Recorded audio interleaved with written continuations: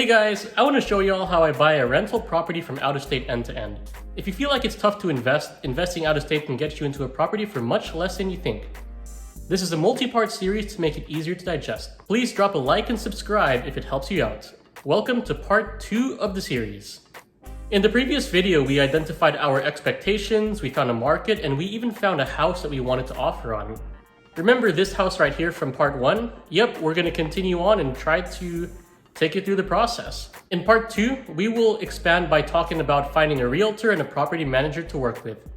From there, we will review a CMA report, negotiate, and get the house under contract. There are 2 different ways I look for a realtor. For the first option, check with your bank.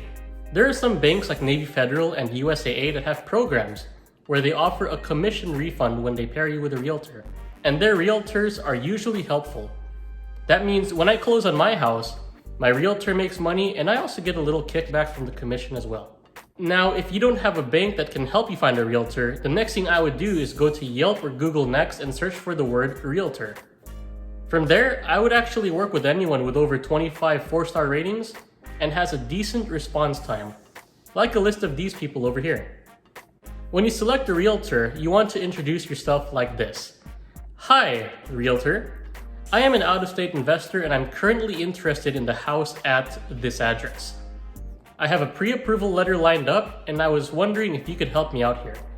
I would like you to run a CMA report on the house as well as get a rental CMA as well. Can you also assist with virtual walkthroughs? Oh, and by the way, if this house doesn't work out, I'd also be interested in any similar properties if you're able to help me find some. A typical message like that is short and sweet, and a typical realtor that I've dealt with would typically reply to that kind of message within 2 hours. Remember guys, time is of the essence because we did find a property and we want to know that we can move on with this property as long as we get the response. If the realtor doesn't respond in the allocated time frame, we don't want the house to get away, so we want to message another realtor. I always ask the realtor for a CMA, which stands for Comparative Market Analysis. This shows the recently sold houses and the rent prices in the area. This helps me come up with a starting price for a home offer and work from there. And also, if I know any houses in the area that I'm trying to look at, having a CMA will help me understand what the rental market is like, how fast things go, and when I could expect to rent out my property.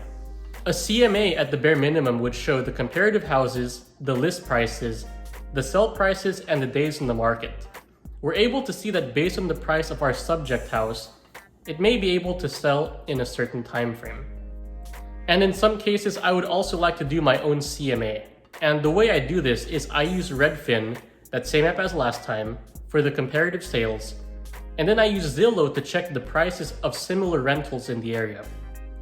So if I zoom in on the map in the area of the target house and toggle the field for last sold, I'm able to click on the different properties and see their sell prices, as well as their sale dates.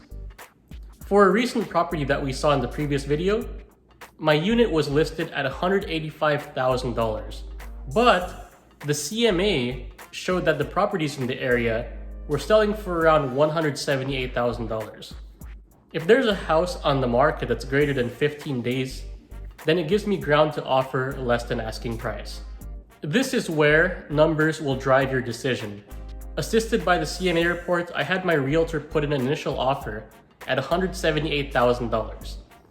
From there, the seller counted $182,000, which is typically expected, and we both agreed to sign in the middle at $180,000. And with that, we have our contract and the house is now pending. So at the point that the house is pending, first we gotta step back and celebrate a bit.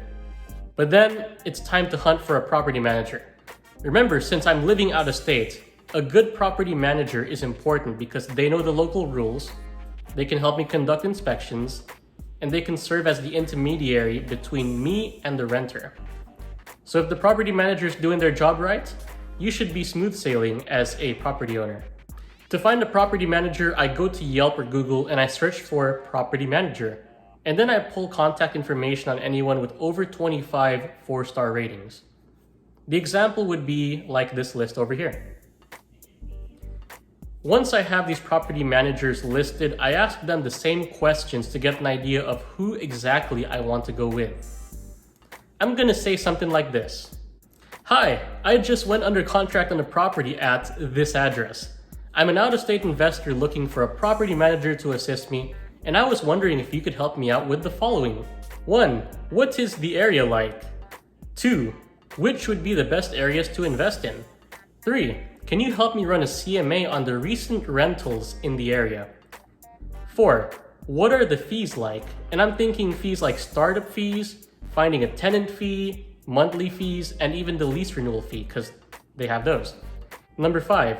How do you deal with maintenance and repair requests? At this point, we sit back and wait. We want to look based on the responses and the response time, and your answer at this point will become clear as to who you should select. And as a point of reference, most property managers would charge between 8 to 10% per month. Some property managers may even take the time in the response to pitch some additional services. I saw that some property managers for 10% per month will actually pay your bills. So some of those different things are add-ons, and depending on your tolerance, you may find some of those things helpful. So there you go, guys. I've touched upon finding the realtor and property manager and the value of a CMA report in the negotiation process. With the contract in, we have part 2 complete. In the next video, part 3, we're going to work on the next steps after a house goes under contract and taking care of things like the earnest money, the inspection, and the insurance. There you guys have it. I hope you guys like this video. Please drop a like down below. It's definitely going to help me out, and it is free. Let me know what you guys think in the comments. I'm eager to hear about what you guys think about this whole process. And other than that, I hope to see y'all in the next video. Goodbye.